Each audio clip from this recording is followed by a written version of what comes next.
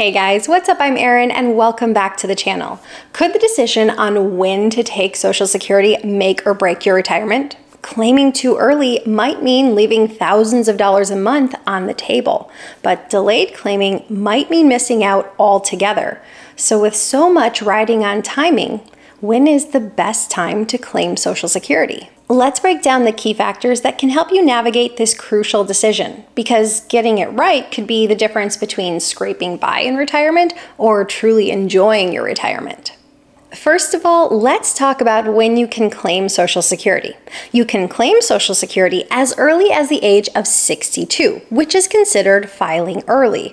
Or you can wait all the way until the age of 70, which is considered delayed claiming. Full retirement age for those born in 1960 or later is 67.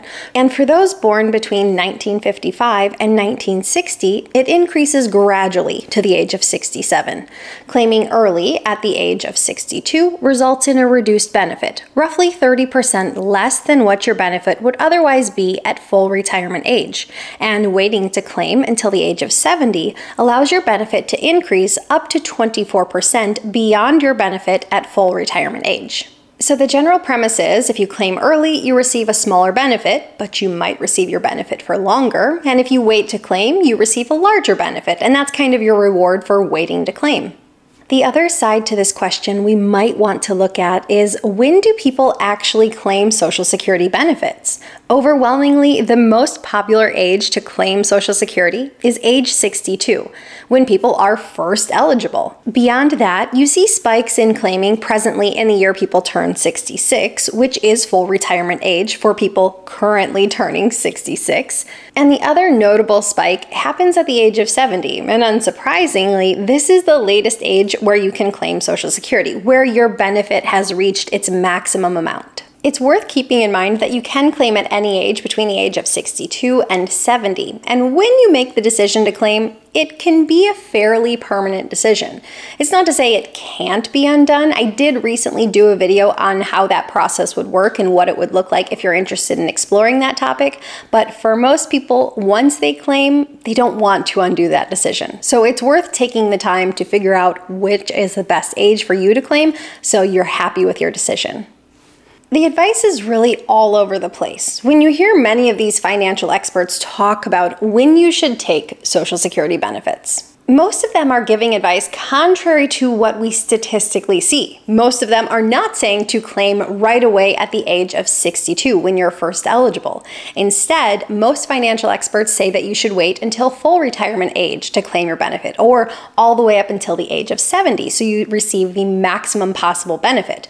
And I'm not saying that that's the right advice, I'm just saying that that's the most common type of advice you see out there. I do think a huge perk of waiting until at least full retirement age to claim is for those who wish to continue working in their early 60s, continue working and earning an income, because if you claim early, your income is subject to the earnings limit. Where if you earn an income beyond that amount, as of 2024, the earnings limit is $22,320. So if you earn more than this amount, Social Security will reduce your benefit by $1 for every $2 you earned beyond this amount. It's also worth keeping in mind, in the year in which you turn full retirement age, the earnings limit does increase, and so does the benefit offset deduction, all of which I cover in another video that I will link here if you're interested in checking it out. But from the standpoint of if you wish to continue working and wish to continue earning a paycheck, I think a safer bet is not to claim Social Security early, so you don't have to stress about hitting this earnings limit. So you don't have to worry about part of your benefits being lost because your earnings are beyond this earnings limit. Now, if you plan on retiring early and no longer having an earned income, this isn't really a concern. At that point, I think claiming Social Security early is a fine choice. But for those who wish to continue working and continue having an earned income, I think it's best not to play with the earnings limit, and I wouldn't claim Social Security early. If you are married, this can absolutely impact your Social Security decision. Many married couples have the lower income earning spouse claim Social Security early, so that way you capture some benefit from Social Security, and then have the higher income earning spouse wait until full retirement age, or all the way up until the age of 70 to allow their benefit to grow to its maximum amount. This can be really beneficial in that it allows the household to capture some monthly benefit from Social Security, which reduces the need to draw on your own portfolios. while the other spouse allows their benefit to grow to its maximum amount. This could also work in a situation with survivor benefits, where one spouse has passed away. The surviving spouse might be eligible to claim the survivor benefits early and then delay claiming on their own benefits until full retirement age or all the way up until 70. This could allow the household to receive more in total dollar terms from Social Security.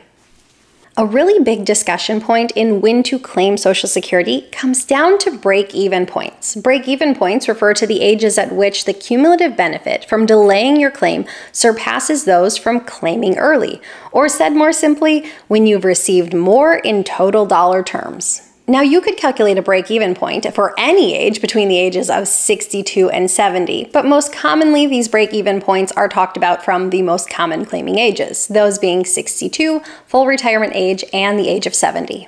So let's say we have an individual who, at full retirement age, would receive $2,000 a month from Social Security. If they claim early at the age of 62, they will receive a benefit that is 30% less than that, or $1,400 per month. And if they delay claiming until 70, they will receive a benefit that is 24% larger than at full retirement age, or $2,480 a month. If this individual were to compare claiming at the age of 62 versus full retirement age, the break-even point would be around the age of 77 or 78. Beyond that point, claiming at full retirement age would result in more in terms of total lifetime income. If we were to compare claiming at 62 versus 70, the break-even point would come somewhere between the age of 81 and 82, at which point they would receive a higher lifetime amount in terms of total dollars received if they had waited until 70 to claim. And finally, if we compare claiming at full retirement age versus 70, that break-even point comes just a little bit sooner. For most people, the break-even point comes around the age of 80 or 81. These age ranges are here because everyone receives a slightly different amount from Social Security because it's based on your earnings. So exactly what your break-even point is and where that comes depends on what your benefit from Social Security is. Now, break-even points don't tell the whole story. What if you were someone who was a really aggressive saver and investor throughout your entire working career, and once you get to retirement, you don't rely heavily on Social Security as an income source? What if it's sort of just icing on the cake for you? Is it possible that you could come out ahead by claiming Social Security early, but instead of spending it, invest it?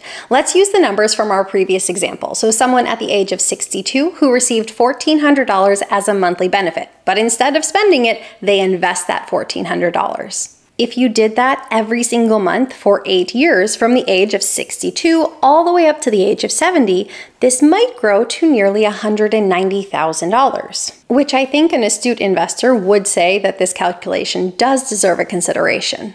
The question we now have to ask is, does this $190,000 in investments provide enough sustainable income to close the gap between the claiming early of Social Security, that monthly benefit of $1,400 a month, compared to the delayed claiming of Social Security at the age of 70, or a monthly benefit of $2,480?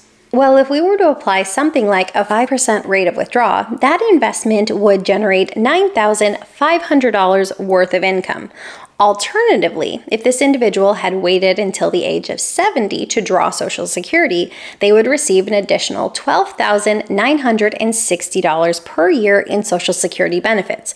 So in this situation, at first glance, it appears that the difference in Social Security benefits outweighs the investment gains. Or perhaps you feel more comfortable with a higher rate of withdrawal, or that it's simply more valuable to have that $190,000 now versus a larger monthly check. It depends on your perspective. However, the gap doesn't tell the full story because you have to consider the fact that during those 8 years, you've received roughly $135,000 in guaranteed income from the Social Security Administration. Also, keep in mind that Social Security benefits are guaranteed, whereas investment income isn't. Investments do fluctuate with the market. And when you invest this money, you end up subjecting it to market risk. Now, the market could perform better than you ever expected, and you could end up with more than you ever expected. Or the market could perform very poorly, and you could end up with far less than you expected. And still yet, these numbers alone don't tell the full story, because you have to consider during this 8-year time frame, you have to have some money to live off of. So if you have a guaranteed pension, maybe that covers all of your expenses. But if you don't have a pension, and if you're instead just investing Social Security, you have to have an income from somewhere to live off of. So maybe you're drawing down from your investments. So you'd have to consider what your draw looks like versus how much you're actually investing. So all of these things need to be considered in totality to come up with a complete picture to generate the right answer for you. Ultimately, when to claim comes down to considerations like, when do you want to step away from the workforce? Are you married? Are you eligible for survivor benefits? What's a realistic life expectancy? How important are those break-even points to you? Or maybe it's more important to just have a set, solid income stream every single month. Some of these factors have a solid answer, and some of them are really best guess. That's why I say it's impossible to say that the very best age to claim is 62 or full retirement age